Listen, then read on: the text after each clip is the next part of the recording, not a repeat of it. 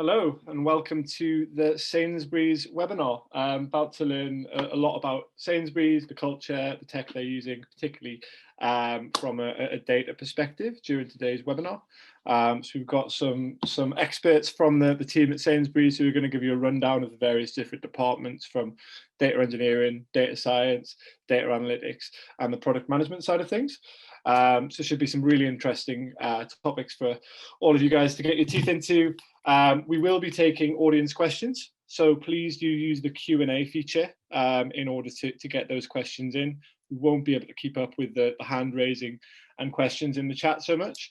And the good thing about Q&A as well is chances are we won't be able to get through every single question today. If they're in the Q&A, we can then try and follow up afterwards with the answers.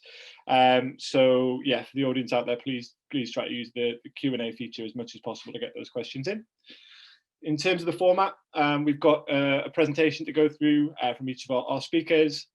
We've collected some audience questions already, so we've had some sent in, so we're going to go through those, and then we'll get on to the audience questions to round things off. So just going to give it another minute or so, just for people to filter in, and then I think we'll have a quick look at the agenda.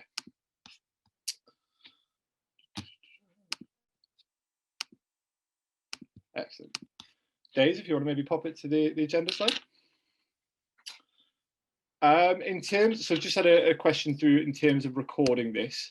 I believe this will be recorded and will be sent out afterwards. Just see if anyone correct me if I'm wrong. I'll definitely let you know by the end of the webinar whether this will be recorded and sent out afterwards, but I believe it will be. Cool. So here we see the agenda. So we're going to get a quick introduction to the overall tech at Sainsburys. Then we're going to have a look into the big data side of things from a data engineering perspective, data science perspective, and then finally look at the analytics side of things. Cool. So I think we've got, great attendance so far. So I think we're good to start off. I'll now hand over to Sainsburys to tell you a lot about all the wonderful things they're doing. Hi, thanks. So I'm Kelly. I am a Principal Product Manager here in Sainsburys Data and Sainsburys Tech.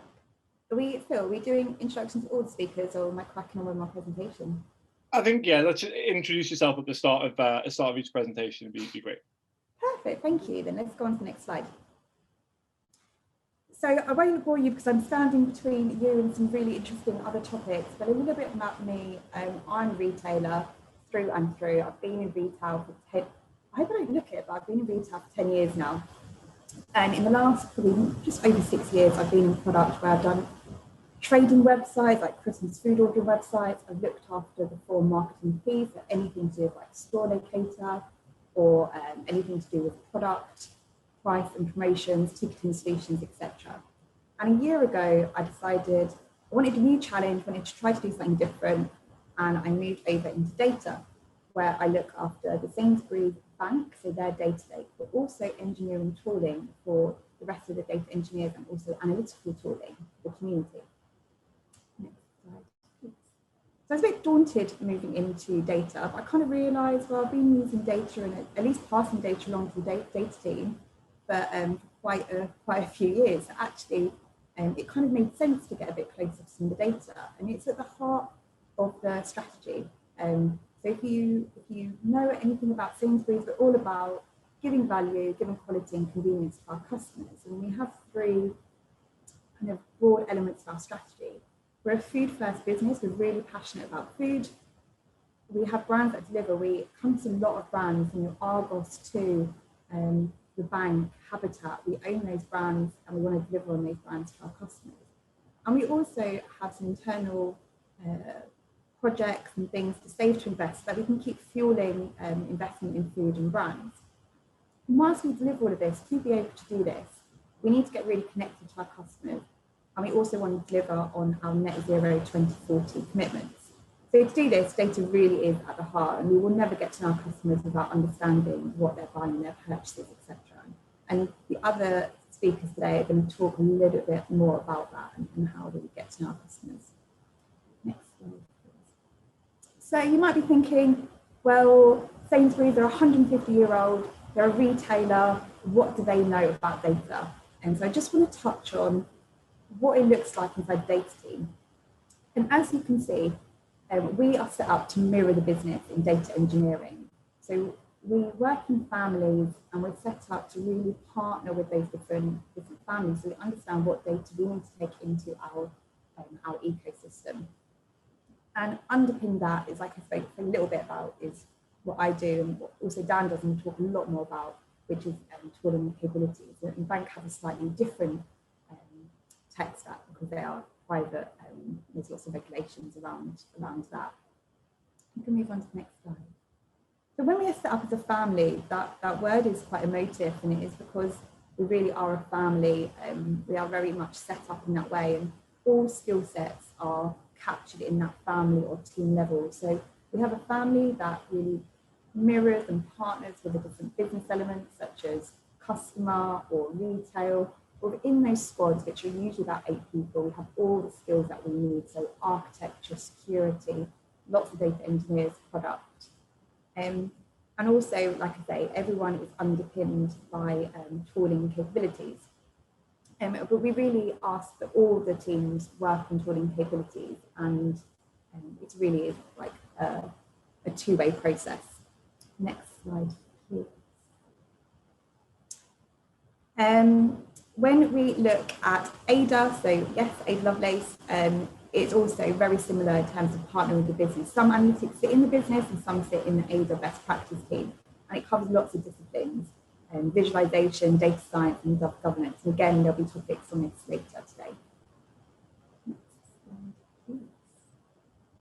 So I wanted to talk a little bit about how we invest in people. And I thought the best place to start would be at the start of people's careers. So one of the initiatives that I really wanted to touch on is the Data Engineering Bootcamp. And this is something we've just gone live with. We went live with in January. We have taken 12 colleagues and 11 of them from shop floor in Sainsbury's and taken them on 16 weeks of common to really learn and train to be data engineers. And it's a great initiative that we can invest back into our people. And also those people have got all the knowledge about how our shops work and how our business works. So it's really, really great initiative. Wonderful. And it's not, oh, sorry. Yeah, next slide. Wonderful, thank you. But it's also about investing in people throughout their careers. And what we have for every discipline, whether you're a product, whether you're analytics, whether you're architecture, is a competency framework that you can use throughout your career as you progress and change grades. What's really important is that it puts everyone on the same playing field of knowing exactly what is expected at where you are, and you know exactly what is needed to kind of progress your career. I've used the product one as an example, for every competency framework for the different disciplines being made by their own communities and made by the subject matter experts. And so this is just an example, and we're able to plot each other as teams and individuals to make sure teams are really balanced with all the skill sets that they need. Next slide, please. So that's all well and good that you've plotted yourself and you know where your gaps are, but then what? And this is where I guess some of the more formal training comes into place. At Sainsbury's, we take a 360 approach when it comes to training or investing in yourself. We look at it from a behavioural perspective, so maybe things like active listening, but also things like citizenship, which is a part of our D&I agenda, or the industry or community, leadership, and technical. So just focus on technical training at the moment because technical competencies. We have lots of official training with suppliers or partners, cloud hosting businesses or Snowflake as an example. And we also lead some of some great training quality for other teams outside of data. So an example of this is from Data Decisions, which they've worked with the city and guilds to get accredited status, which means anybody in the business that completes this training digitally is then get that official accreditation, which is wonderful because we need everybody to become data literate in our business. It's also worth saying at this point, anybody who works in Sainsbury's Tech has 10% of their working time to invest in their own self-development or contribute back to a community or back to the industry, which is amazing. So every day per sprint is my personal development day, and every single person has that in Sainsbury's Tech. Next slide, please. So we spoke a little bit about citizenship and what that means for us, and for us, we have a real strong D&I focus in Sainsbury's Tech. It was International Women's Day. We did the Choose to Challenge. That is us down on the right-hand side, giving it a good go. Personally, I choose to challenge stereotypes and give more active space for intersectionality, because not all women are equal either, but we do lots and lots in that space. It's not just about women in data, and you can see our Chief Data and Analytics Officer, Helen Hunter, heading that up. We're also doing a lot in the LGBTQ+ community, which I'll embrace the difference. But one of the things, if you can take this away and implement it into your company, I really, really recommend is the what we call brave spaces. It's an area for everyone to come, be really open, active listening, open learning, no judgments, and we talk about any sort of topic, so body image, toxic masculinity, anything from race has been a huge one this year, so lots and lots of topics, and it really allows people to be their full selves when they come to work. Sorry, Kate, yeah. jump in very quickly. We're getting a little bit of static on the line. I don't know if you maybe have any headphones you could pop in very quickly, or? I'm on my last slide, so I don't, but I think I'll finish. No problem. Maybe just for the Q&A, no worries. And just to everyone out there, if everyone could make sure that they are on mute, it may be that some of the static is coming from other people's machines. Sorry to interrupt, Kelly. No, sorry everybody, I didn't realise, so sorry. So we recognise everyone as individuals, and what I see in so many companies is this idea that to progress your career, you need to take on line management or people management responsibilities. And for some people, that's just not what they want. And sometimes forcing people into those roles doesn't work for them or the team around them or the shadow that they cast. So an example of a career framework, and this is just an example, there's lots more arrows, and this is only for data engineering, I just picked another discipline to use, is going from left, which is that starting role, all the way to the right-hand side, which is being a chief technology officer. And the choices you can make about being a manager or being a senior data engineer, where you mentor and help other colleagues but don't take that active listening, and you can become more of a guru in a particular field or discipline. And that can happen up to quite a senior route, up to a senior principal engineer. So again, just really, Sainsbury's Tech have really recognised in the last couple of years, like different people's preferences and how to get the most out of everybody as individuals, and we all bring value to the table. That was my last slide. Thank you for listening. Sainsbury's kind of mission or vision is to be a place where people love to work. Love is very emotive, and I just wanted to share a couple of the ways that I think Sainsbury's Tech data brings that to life. Thank you.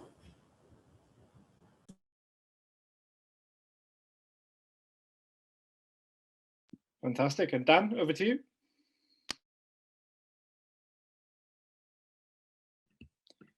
Cool. Thanks so much for that, Kelly. It's really good to illustrate some of the career progression that's available within Sainsbury's. And if you were here, like what kind of opportunities there are, I'm going to try and, in my bit, just try and set the scene a little bit of what data tech is and how it came to be. And as an engineer, what you can kind of expect. So first off, my name's Dan. I'm Dan Chowdhury. I'm a data engineering manager within data tech, and I'm responsible for data capabilities. I'll go into more about what I mean by capabilities a little later on. And the presentation here is titled, "What Happens When Big Data is Too Big?" That's quite an inviting title. And I think to try and set the scene a little bit, it's important to rewind perhaps a year and a half ago, where the business has this objective of trying to gather all of the siloed data that's across the business and try and put it into one place. So if we move to the next slide. So right now today in data engineering, we have billions of records each day. And bearing in mind that Sainsbury's group consists of Sainsbury's, Argos, Habitat, Sainsbury's Bank, and that's like 30 million customers. So that's a monumental amount of data that we're processing. And when the business is set an objective of, we're going to get this data all in one place, and we're going to enable our analytics teams to derive new insights from that data, that's a huge ask. And it wasn't like, okay, let's spend 5 years doing this. No, we're going to do this quickly, and we're going to get it all into one place as quickly as possible.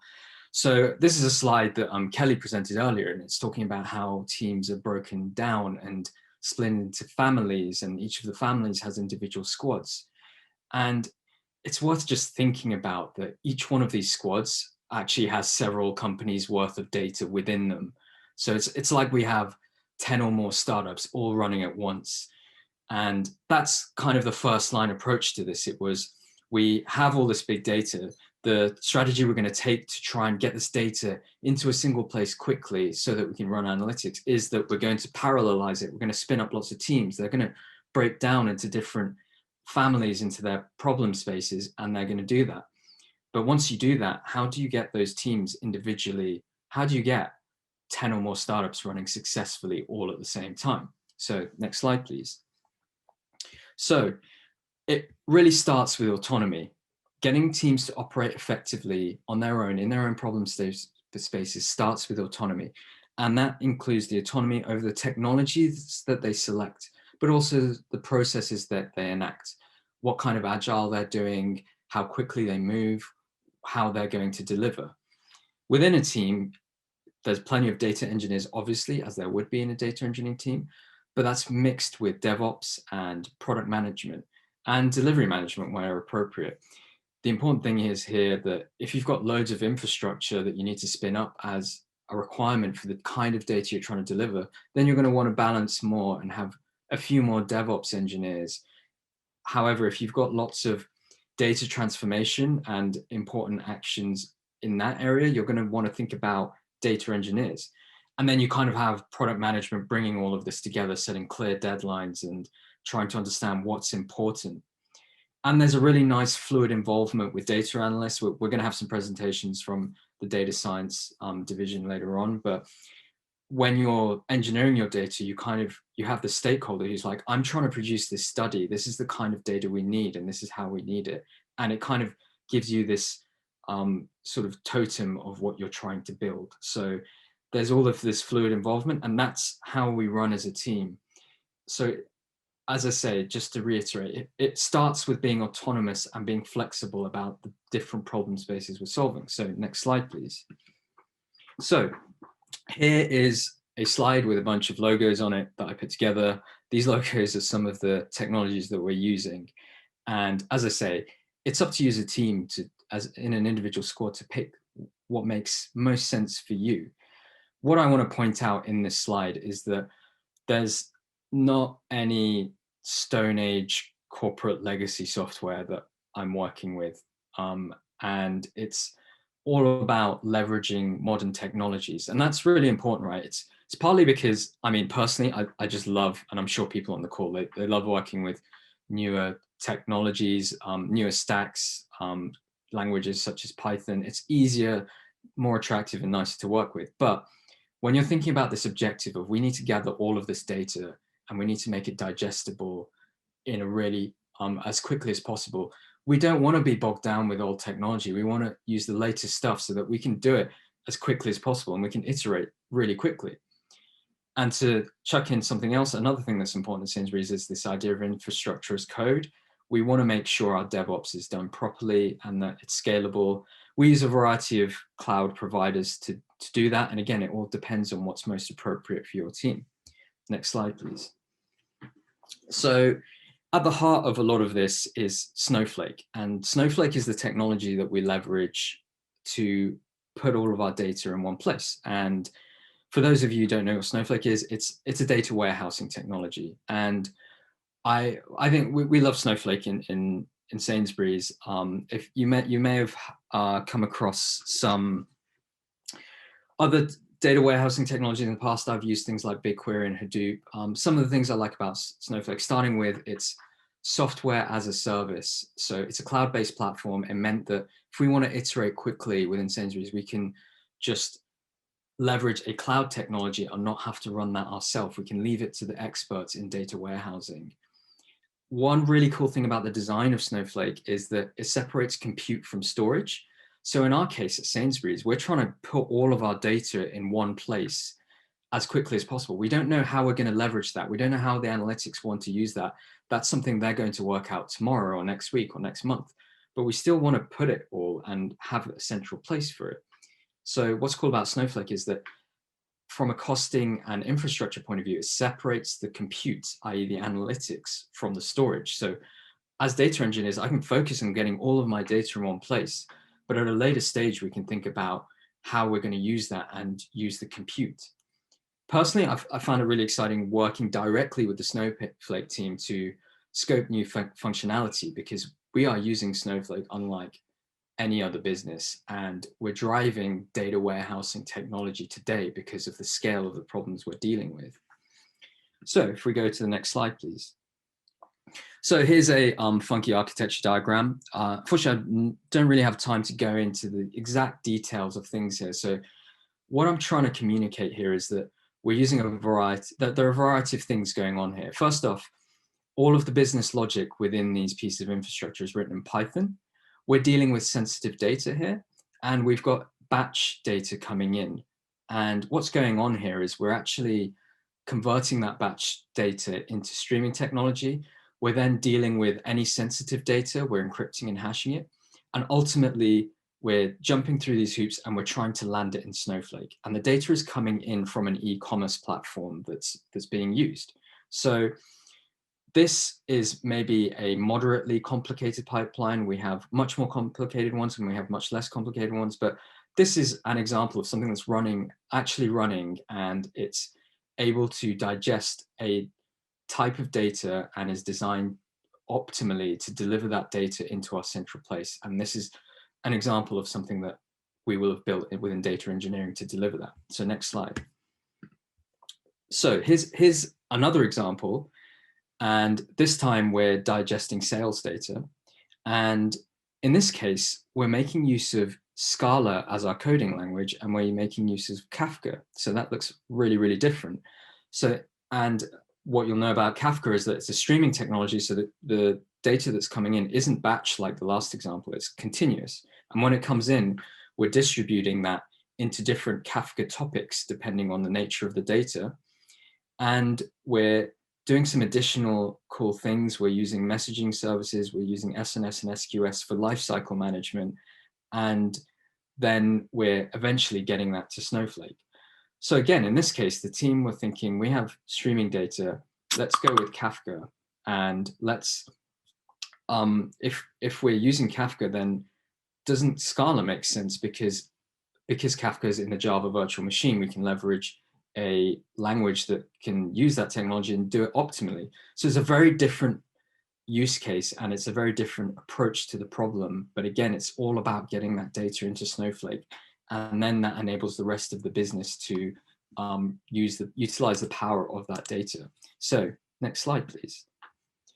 So bearing in mind that I've kind of given you a taster of two different pipelines from two different teams, and they've used this power of autonomy to drive their technology selection, to drive their processes. And that's how we've got to this point at Sainsbury's today, where we have all of these pipelines built, but we're now facing a new set of challenges with all of these built. So on this little diagram that I've got in front of you, you've kind of got autonomy on the bottom, but alignment on the vertical axis. And through this autonomy, we've been able to get to this point of having this huge amount of data all landing in Snowflake. The next step is thinking about how can we share our learnings between each other, our learnings of processes and technologies, and how can we combine efforts and unite towards common goals?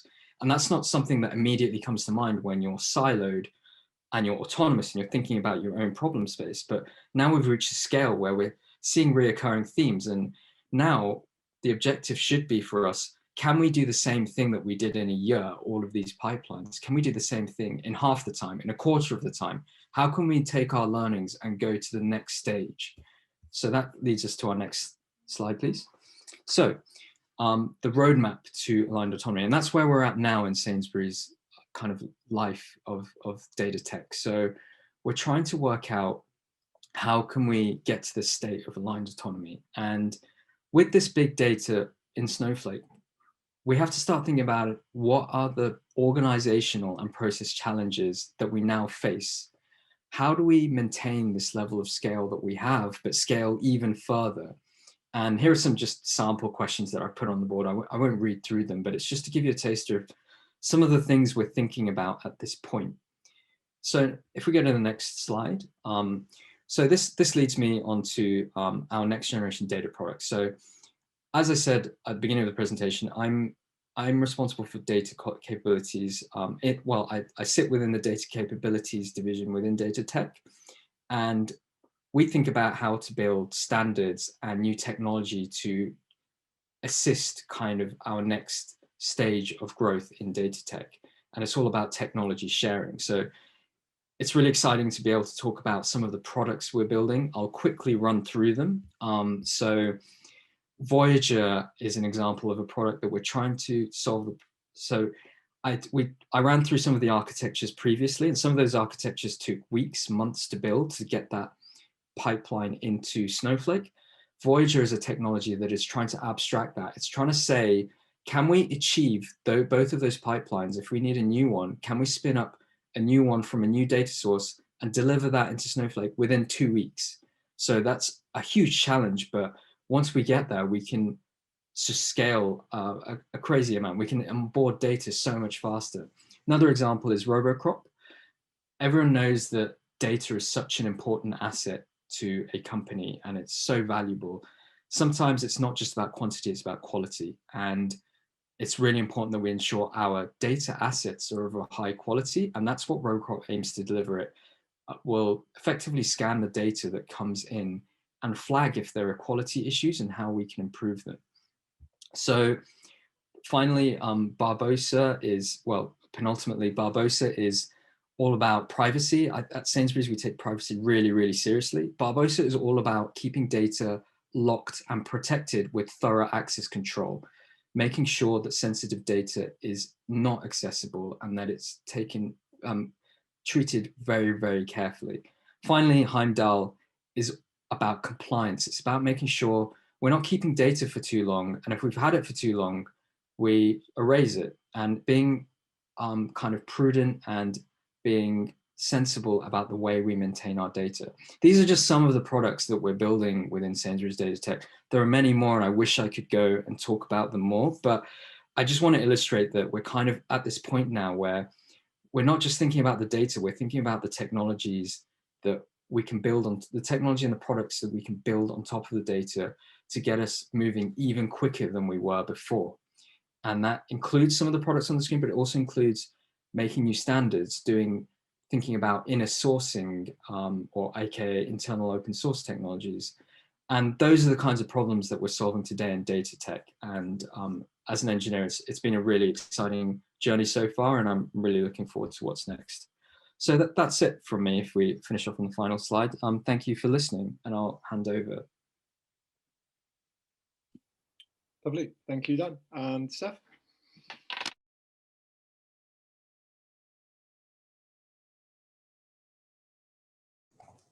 Sorry, slight technical problems coming off mute. I'm Steph. I'm the Senior Analytics Manager for AIDA, so our internal centralised applied data and analytics team. I've worked at Sainsbury's for just over 10 years, and for the past 12 months, I've been looking after the teams that support the analytics drive right across the Sainsbury's business to help us unlock the value from our data assets. The main objective of my team is to make sure that the analytics we produce is actionable and impactful, and that the data is central to every decision that we make as a business. So today, I just want to give you a little snapshot as to what that really means by trying to lift the lid on how we responded to the pandemic and how analytics was at the heart of some of those decisions. So if we could flip over onto the next slide.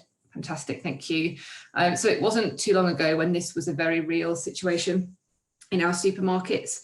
February and March last year saw people panic buying, clearing the shelves of toilet roll, paracetamol, pasta, and anything else that anybody thought was a pandemic staple essential. Stores were facing pressure from all of that bulk buying, as well as the impact that obviously our colleagues were facing into as well, which was the same level of self-isolation, shielding, and all of the things that we were experiencing as individuals. Our demand for groceries online shot up to new levels overnight. And clearly our elderly, disabled and vulnerable customers needed us to support them in an entirely new way. So I just wanted to talk you through a couple of examples of how data and analytics supported some of the key decisions that the business made throughout that period, tackled some of these problems like empty shelves in the store, and how we made sure we kept serving our customers better than anyone else and kept to our core missions as a business. And so across on the next slide, there are just a couple of examples on here as to some of the challenges that we were facing. So clearly panic buying and colleague effects were driving really real impacts in our stores. So a couple of the questions that the business would have been asking us throughout that time, to give you a flavour: how do we ensure that we've got stock to respond to the levels of demand in store? With lower numbers of colleagues available to work, how can we make sure that our shelves are replenished, that our shelves are full? And then across on the next slide, just a couple of examples around how the change in the way that we were all living our lives was impacting us. So people were clearly leaving city centres, they became ghost towns. We were radically changing the way that we were wanting to shop. So what adjustments did we need to make as a business to make sure we were better serving our customers? And how do we respond to that change in demand in city centre stores? What do we do to make sure that we are best placed to keep showing up for our customers where they need us? So across on the next slide, on that first challenge of responding to that panic buying that was happening in our shops, the first thing we really needed to do was to understand the impact that was having in real terms. So really simply starting by analysing our trading patterns, understanding what was really flowing through our shops. So this chart that you can see here is a really high level view of what we could produce by looking at that data. And the very clear outcome of that is that customers were shopping very differently. Customers were coming through the door much earlier in the day than they would have been in a pre-pandemic world.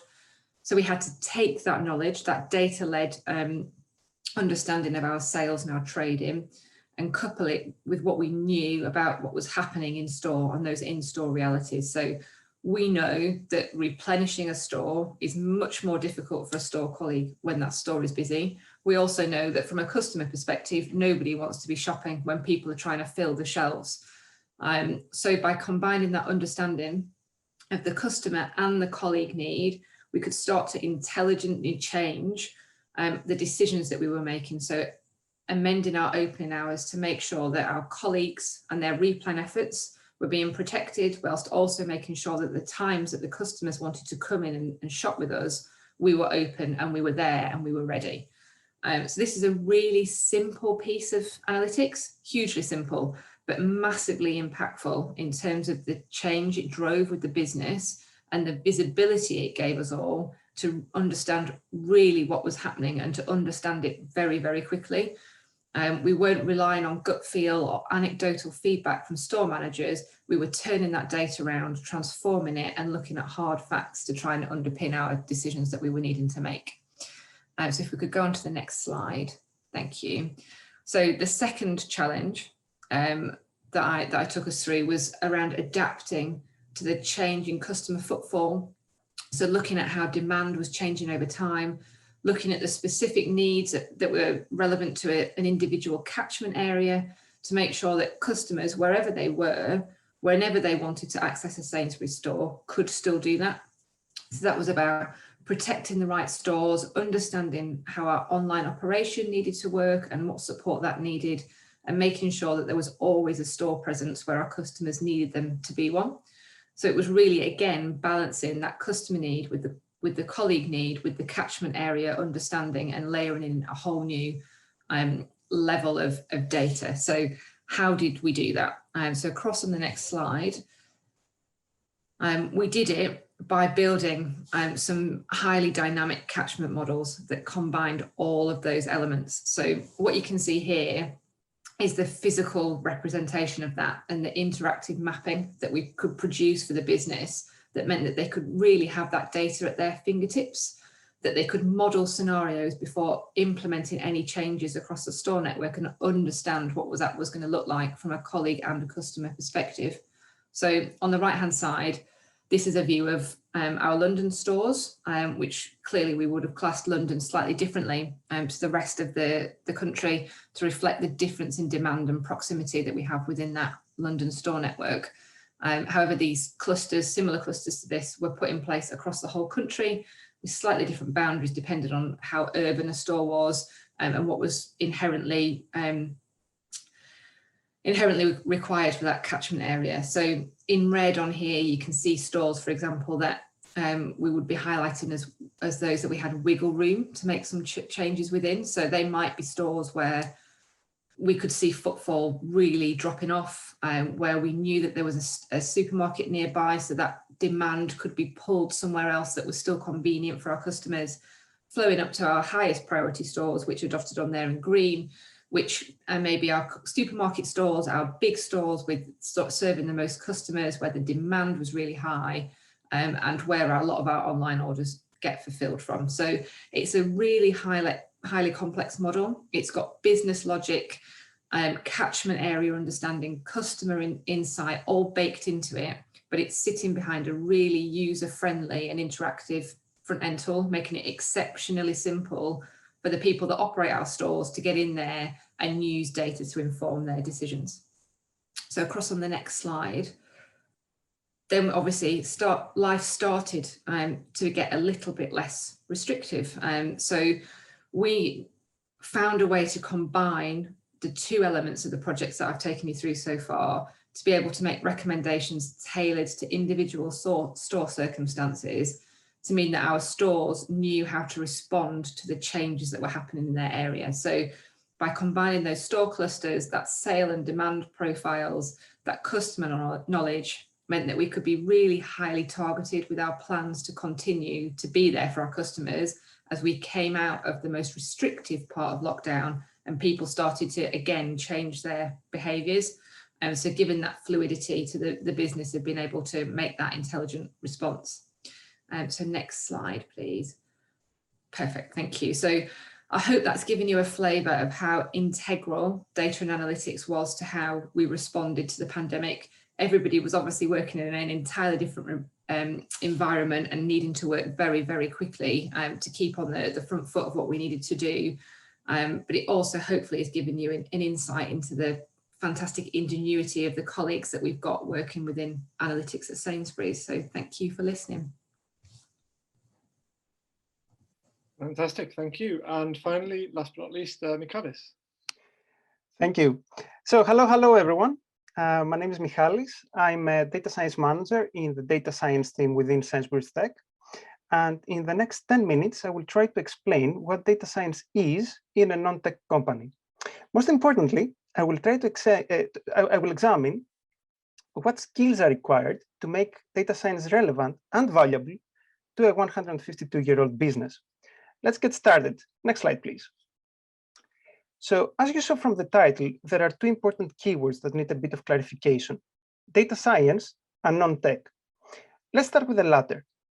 The main difference between a commercial company and a tech company is that there is a much larger percentage of business critical operations which rely on humans for decisioning and execution.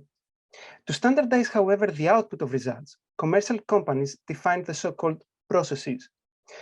Processes are a set of guidelines defined after many years of experience that generally aim on providing step-by-step instructions to humans in order to standardize the execution of a task. In tech companies, on the other hand, the majority of the decisions comes from algorithms, and the execution can be algorithmic, but also can be done by humans. So to conclude, the main difference between tech and non-tech is algorithms versus processes. Next slide, please. Right, so now let's examine what data science is. I'm sure that if I ask the 300 people in this room, I'll get 300 different answers, so let me just add mine. In a nutshell, and in my opinion, data science is the discipline that automates decision-making at a massive scale. Now, depending on the case, it can be either many small decisions, so massive volume, or a few strategic ones with a massive impact. And in order to achieve such an automation, a data scientist needs a broad set of skills that generally belong to 3 domains. First of all, probably the most important, business and communication. You need to be able to understand the problem you're trying to solve. Maths and stats, in order to model the problem in a quantitative way. And finally, of course, programming, in order to make the solution available for use to the rest of the business. Next slide, please. Before we deep dive in the skills of the data scientist, let's further try to clarify what is now data science within a non-tech company. And if you have to keep one thing, and one thing only from this presentation, remember this: delivery is more important than marginal improvements or the state of the art. The commercial world is full of complex and convoluted processes that are managed many times by multiple teams, which makes it very hard to change, very difficult to change. So to successfully deliver something, data science needs to adapt to the dominant commercial mindset around it. So whether it's modeling a process or building a new product, there must be a tangible benefit. Implementing a new advanced algorithm might be really cool and also very interesting. But higher priority is usually given in delivering as fast as possible the most effective solution. Think here, value for time. Besides, even a quick, simple model can have a huge positive impact. So next slide, please. So with all of this in mind, let's now deep dive to this mindset gap and see what a data scientist needs to be aware of when working in a commercial company. We'll take it line by line. First of all, data science is the new kid in town. In contrast, commercial teams might already exist there for years or even decades. As you can understand, the company dynamics and the ability to influence decisions are very different. Then, of course, we have different timescales. Science requires time, needs time, because it researches problems that are very difficult to solve. On the other hand, commercial teams have to move very fast under strict operational cycles. They can't delay because there are events like Christmas or Easter or bank holidays that cannot be postponed. This difference in timescales also affects the approach to problem solving. Modeling a complex process requires a strategic solution. Having to deal with many open fires across the business requires good tactical execution. All of the previous reasons naturally make science teams data-driven and commercial teams expertise-driven. If someone in a commercial team has gone through a process over 10 years, let's say they have lived over 10 Easters, and a problem occurs, it will be easier to ignore the actual data and just trust their experience. They have done it already 10 times, right? So having said all this, probably the biggest difference between the two mindsets is how they approach failure. In science, failure is the path to success. It is common understanding across data scientists that if you don't fail, you can't learn, which means you cannot improve your solution. In the tightly scheduled commercial world, however, failure is a red flag. Fail too often, and the whole project might get on hold. Next slide, please. So by now we have examined first what data science is in a commercial setting, and also we have seen what is the environment it has to operate into. Let's now examine the process that we use in Sainsburys to make data science work. And as you can see from the title, data science in Sainsburys is a team game.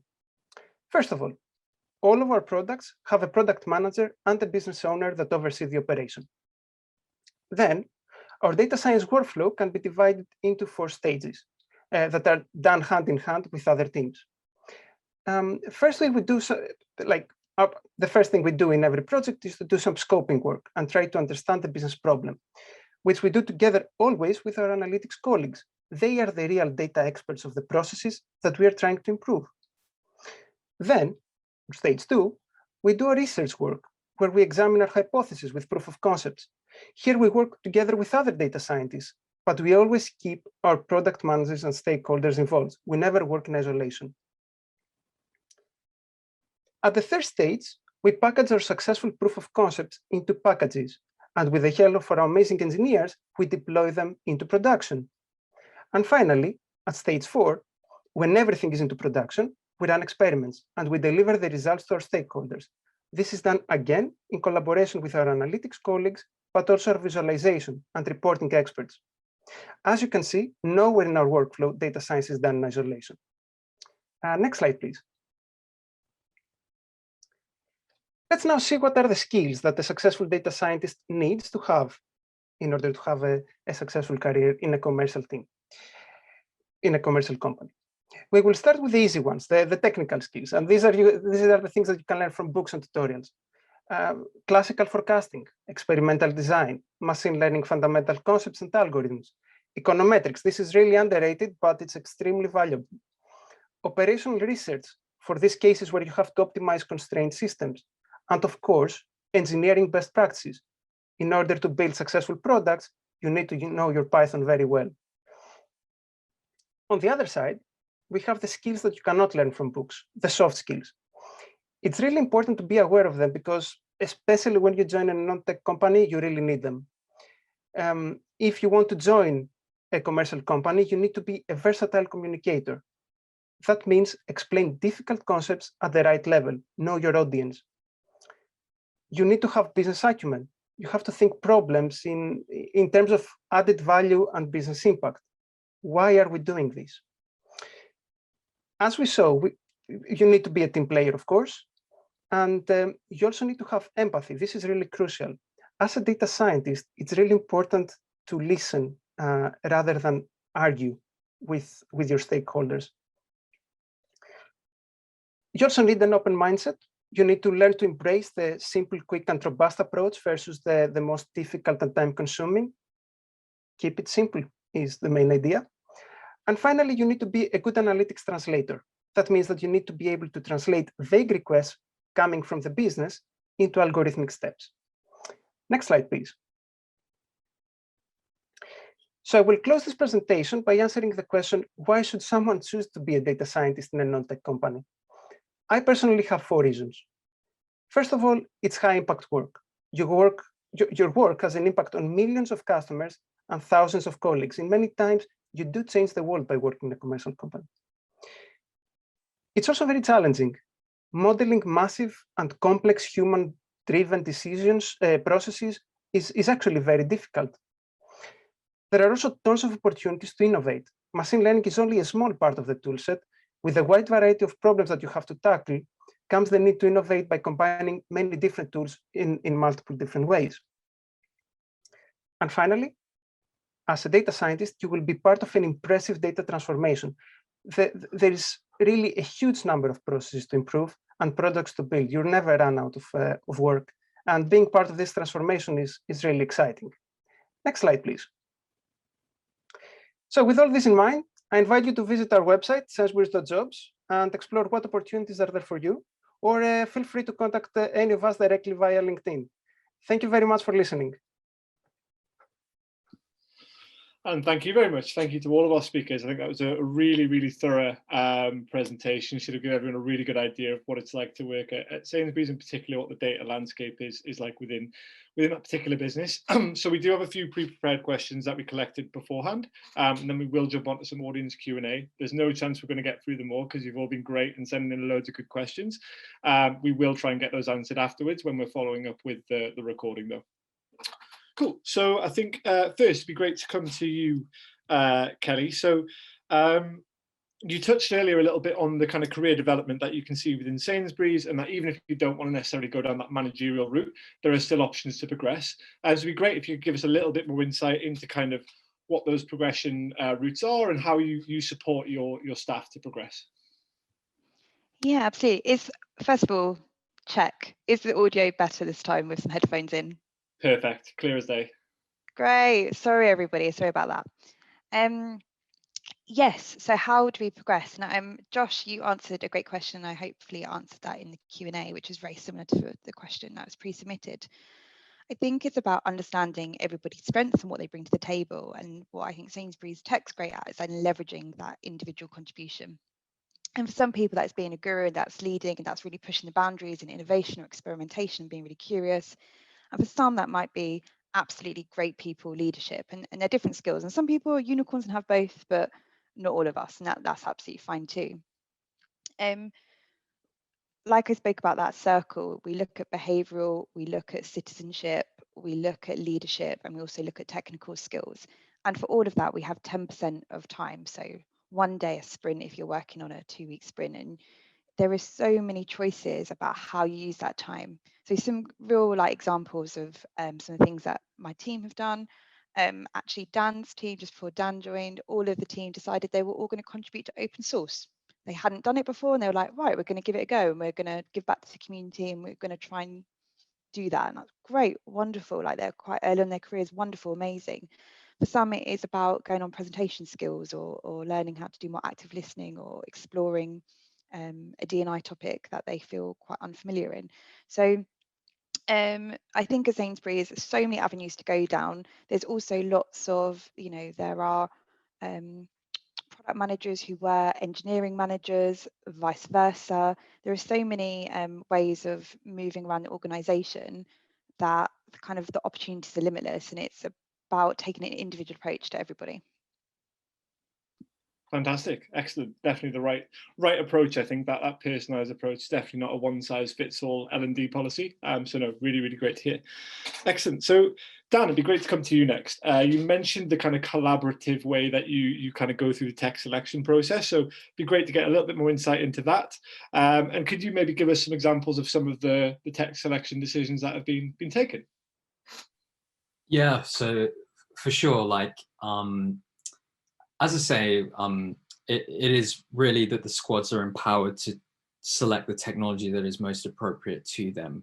And the process which that happens is really up to the squad. But I can talk about something that I've done and that I've seen done within my time here at Sainsbury's. And typically you're going to be doing spikes. By spikes, I mean you'll do a task to research various technologies for a problem that you're trying to do. And something that we did was, we had a particular problem to solve. We had to build an extension on top of Snowflake that could basically connect the Python layer of our code to Snowflake. And there are loads and loads of ways of approaching that problem. And at this point, we had already decided we're using Python because we had already had infrastructure. So that influences that decision. Hey, we're not going to change language. We're going to keep the technology that we're using at the moment. So then it's a matter of, okay, we're going to build this connecting piece in Python, but what other technologies are we going to use? So we kind of approach the problem in terms of you do a phase of kind of discovery, and then we do a phase of execution. So we kind of went out and we split up as a team, investigated different technologies. We came back and sort of wrote documents on our wiki, internal wiki, to say, here are the advantages of this one, here are the drawbacks, here's what we did. And then we came together as a team and just produced a quick table of here's what we think, and we put some arbitrary metrics around it to try and work out, okay, this technology seems like the winner here. Or sometimes it's not always clear cut and you just have to take a gamble, and that's always the nature of things. Having said that, it's really great in Sainsbury's because we have we have several solution architects, and the solution architects will assist anyone making technology decisions because they kind of have a big picture of everything that's happening in Sainsbury's, and they'll be able to say, hey, that team did it this way, maybe you should try that. Or they'll be able to say, actually, don't do that because the general direction that we're trying to get to is here, and by selecting that technology, you're kind of taking us in a general direction. So we're empowered, but there are safeguards, but also knowledgeable people in place to kind of push you in the right direction. So yeah, that's kind of an overview of that. I hope that answers the question. Yeah, absolutely. No, I think it's a fantastic way of going through that tech selection process, particularly if you are a little bit more junior in the team. Getting experience and having those conversations is something that's going to stand you in good stead throughout your career for sure. Fantastic. So Steph, it'd be great to come to you next. So obviously, a lot of the presentation focused a little bit on the pandemic. It sounds absolutely crazy how quickly you guys must have had to adapt at the time. But has that kind of driven any change within the business in terms of the analysis that you run or the kind of tool selection? Yeah, I think sort of yes and no. So whilst we were in the thick of trying to respond to all of that, and we've got a lot of those questions needed turning around, and we were going from question to in business impact and business change in less than 24 hours. In that scenario, obviously, you're not necessarily investing time in the nice polished output. So things were a little bit rough around the edges flying out of the door.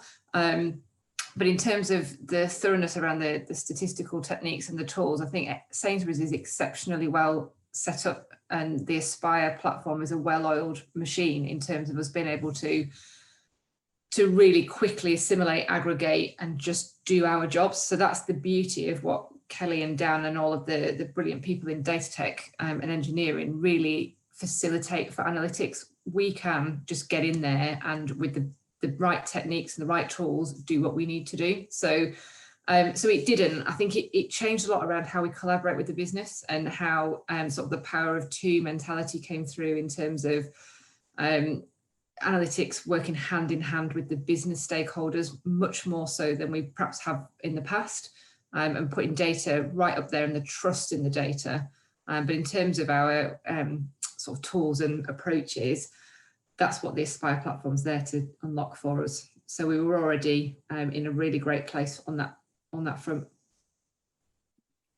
Fantastic, excellent. So yeah, always nice to know at least some positive has come from it, and managed to take something positive away from it, definitely. Cool. And then just the final kind of pre-prep question for Michalis. So obviously you touched a lot on kind of starting out in data scientist and why Sainsbury's would be a great place for a data scientist to build their career there. In terms of your own kind of personal experience there, what's your biggest achievement so far at Sainsbury's? Yeah. So I would say that it's a massive project we've been working on. So let me tell you the story from the beginning. So around June last year, my team and I received a very important piece of work from the online shopping experience area. Now, this is a high-profile project with a huge impact both on revenue and customer satisfaction. Unfortunately, as it's an ongoing project, I cannot mention the name, but this project existed before as an algorithm for some time, but it wasn't really, it was just semi-productionized. It wasn't really scalable or widely used. So after many months of collaborative work between data science, product, analytics, engineering, and the business, similar to what I presented before on the slide, we're now at this amazing point in time that we are ready to release this new ecosystem of technology plus new model into trial to stores. So fingers crossed, in a couple of months, everyone in this room that buys online will benefit greatly by this product. And to be honest, looking back, I'm super excited, because seeing this progress and how far we've come, I can only feel proud. And it really feels like a huge achievement, introducing a new technology and a new model together with other people collaboratively for a common purpose. I think that would be one. Fantastic, excellent. So we are very pushed for time. I think we've got time for one or two audience questions, but we are going to have to try and get back to you guys with a lot of these answers. So very quickly, so we've had a question come in from Rim Willis. I think it's probably best for you, Steph. So relatively, how much effort in analytics is directed towards understanding the customer relative to optimizing logistics and warehousing?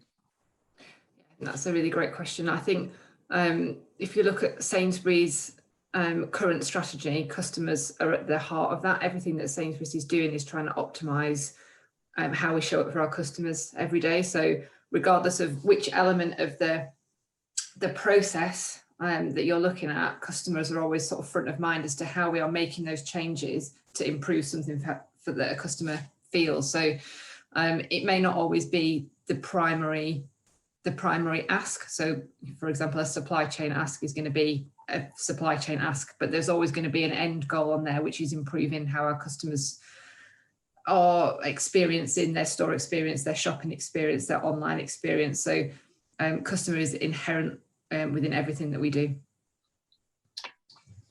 Fantastic, excellent. And yeah, I think that was apparent, throughout the whole presentation. Definitely a very customer-centric approach. Unfortunately, we have reached the end of the webinar now. I appreciate we've got loads of great questions in there, so we will definitely make the effort to get those answered when we do send out the webinar. I'd just like to thank all of our speakers today. Some really, really interesting content there. And obviously to everyone listening, if it did sound interesting, if that data landscape at Sainsbury's sounded like something you'd be interested in, please do follow up I'm sure they'd be happy to have a conversation and see where we go from there. And yeah, thank you very much all for attending. Thank you. Thank you. Lovely.